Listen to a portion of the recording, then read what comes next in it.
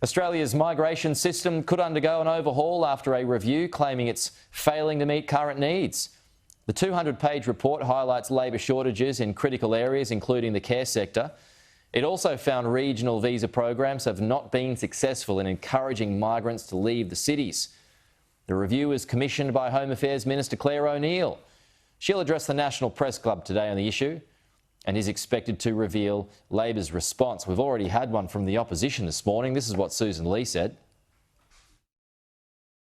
The big test for Clare O'Neil at the Press Club today is, will the new policies and settings that she announces solve this extraordinary rental crisis, which is biting all across Australia? All right, let's keep that conversation going with Labor MP Peter Khalil and the Liberal Senator James Paterson. Peter, we'll start off with you. Is our migration system failing? Yes, it's broken. Good morning, Peter, I should say. Good morning, James. The migration system is broken. It's in need of systemic reform. It's unstrategic, it's slow, it's unplanned. Really, over the last 9 years under a Liberal government, it's become a dog's breakfast, frankly. And one of my main criticisms of the migration system, and I've written about this in op-eds and so on, is the creation of what I would call a permanent temporary workers, where there's been an increase of temporary visas and for temporary workers, and whereas permanent migration has remained pretty much steady or unmoved. And these temporary workers have been underpaid, they've been exploited, and this, for me, is the real problem with this. Of course, is that Australia, when we had a migration system where we were having migrants come here, settle permanently, put a stake in the ground, start businesses, commit to becoming Australians, like my parents who came here, some 50 odd years ago. These are the types of migrants we want. They built Australia effectively post World War II.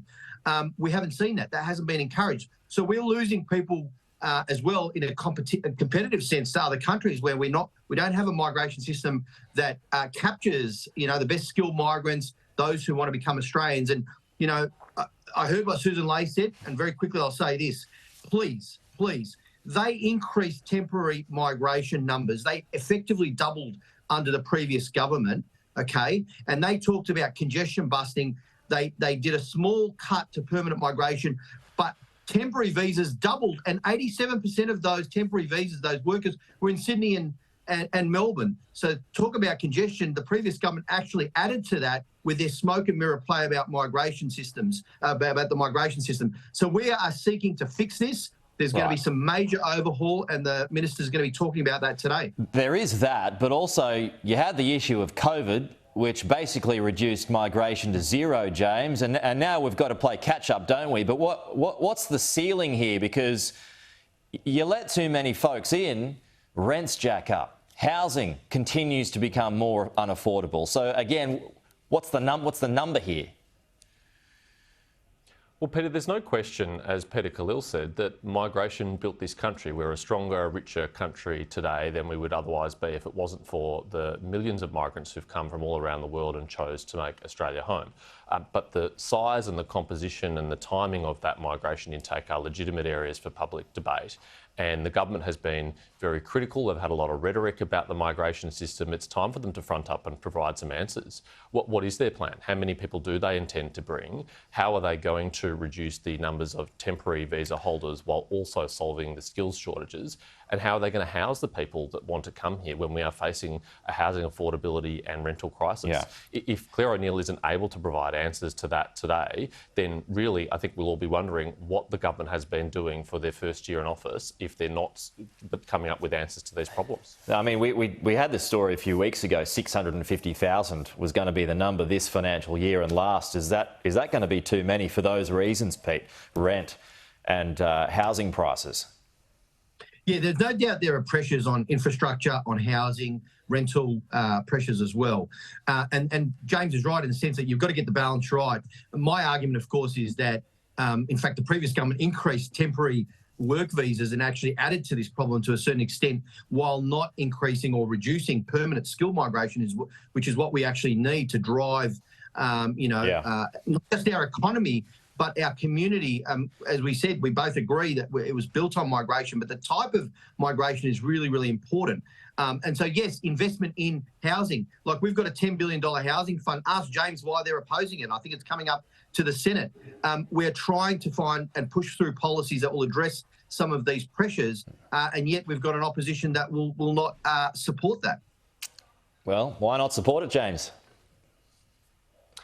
Well, because we have a very serious budget situation and the government is engaging in a whole series of off-book transactions where they're going to take on billions of dollars of debt for uncertain benefit at a time when interest rates are increasing and rising repayments on that debt is one of the greatest pressures on the budget. I'm very sceptical that that will make any material difference to the housing challenges we face, and it might make the fiscal problems that we face even more serious. I mean, this government's got to be serious about these issues. If they actually want to increase the supply of housing, what are they doing to do that, other than just spending more money, spending more taxpayers' money in an inflated, overheated economy that we're already struggling with the cost of living? With all due respect, James, what it actually is 30,000 new houses, social and public housing. It's hundreds of millions of dollars to upgrade and maintenance for public housing. It's thousands of new homes for vulnerable Australians like women and children who are fleeing domestic violence, and particularly one of the largest increases in homelessness are women, single women above 55. That is real.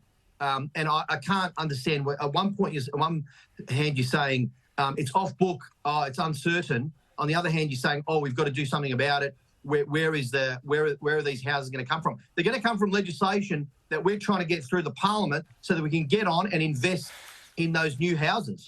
And you're blocking it.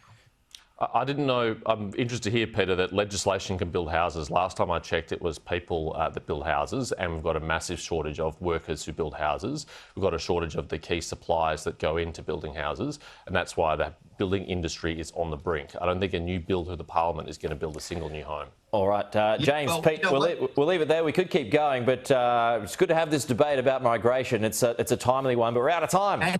James, Pete, we'll see you soon. Talk to you soon. Coming up, Thanks. A shake-up on the cards to Australia's migration system, so we'll continue the chat, what it's going to mean for immigrants. Stephen Conroy's next. Also, Chelsea lost overnight again. They are languishing in the bottom half of the Premier League.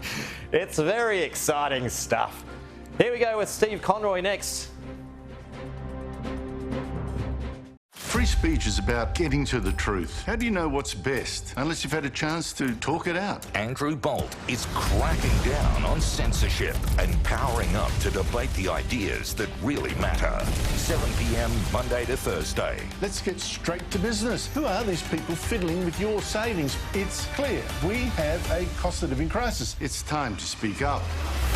The Bolt Report, 7 p.m. Monday to Thursday on Sky News Australia. The rising cost of living is impacting